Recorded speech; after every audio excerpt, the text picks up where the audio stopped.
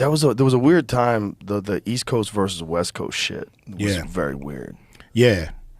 It was, people equated to Tupac and Suge. I mean, and Bad Boy and Death Row. But it was actually bubbling before that. It was, to me, an industry thing in a way. Like, New York had the throne for so long, and here go, well, at least a decade or more. And here comes these West Coast rappers, kind of taking attention away. And so the industry people, it started to bubble up with them that, yo, we're doing real hip hop. They're just doing gangster records, And so that started to kind of get into the artists, what I mean? That sentiment started to poison the artists. And an artist named Tim Dog did a song called Fuck Compton, like out of nowhere. We was like, damn, we like New York. Why y'all, why he take a shot? And nobody really rebutted him. Like, they kind of let it slide. And then more and more artists start taking shots here and there. And then the thing with Bad Boy and Death Row, it kind of just took it over the top. It just made it, because they were the hottest labels. You had the hottest label on the East Coast battling with the hottest label on the West Coast.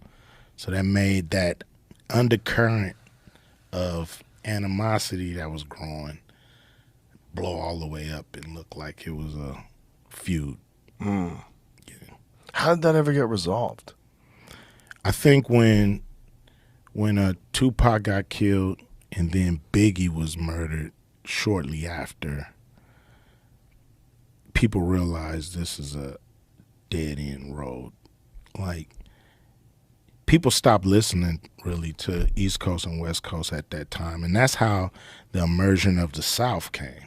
The South was there bubbling. They was doing their thing.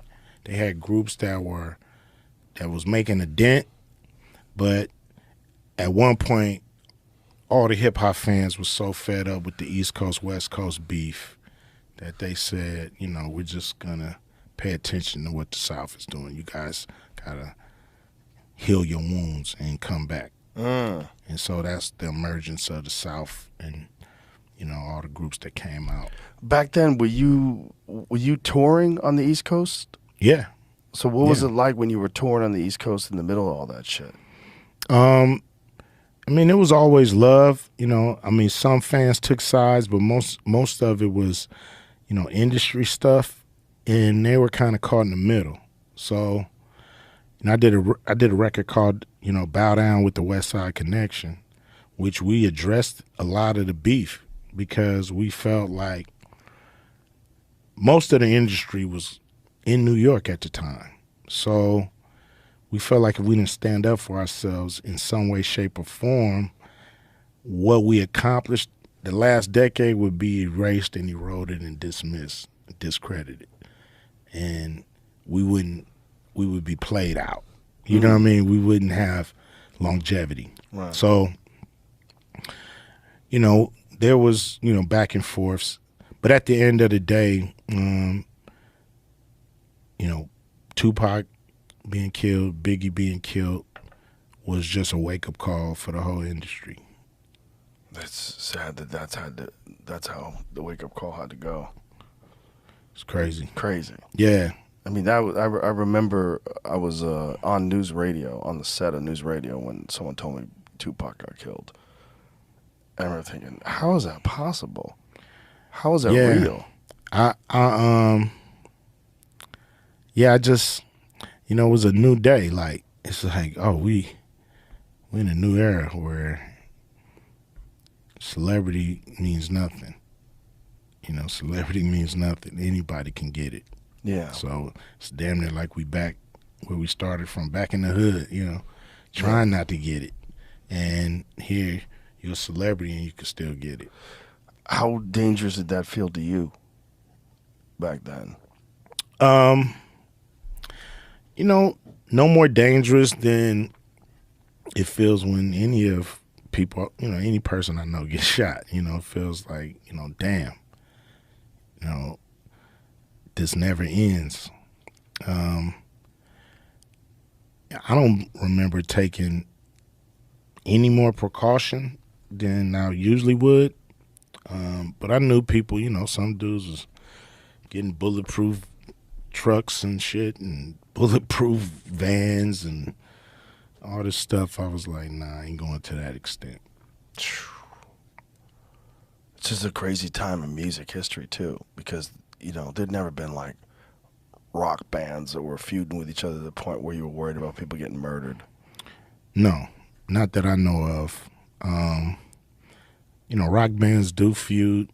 They usually don't do diss records either. Right. They just feud, or they have subliminal disses. It's never like the diss record thing was wild. That was really the first time artists ever went after each other like that. Yeah, it's but it's like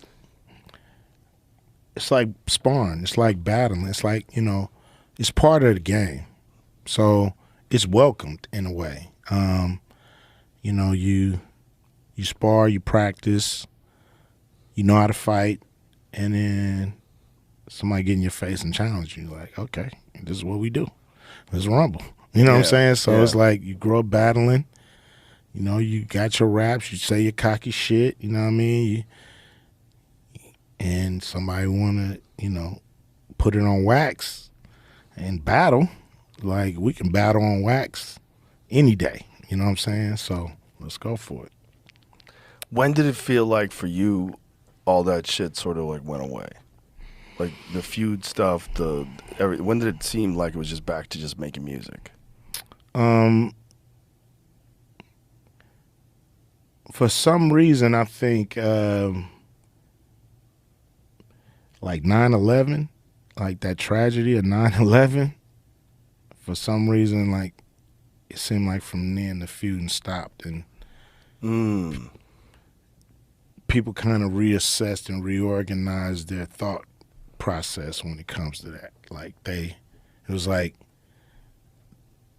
that's when it seemed like a ceasefire just was the best thing to do, because the country went through a crazy shakeup,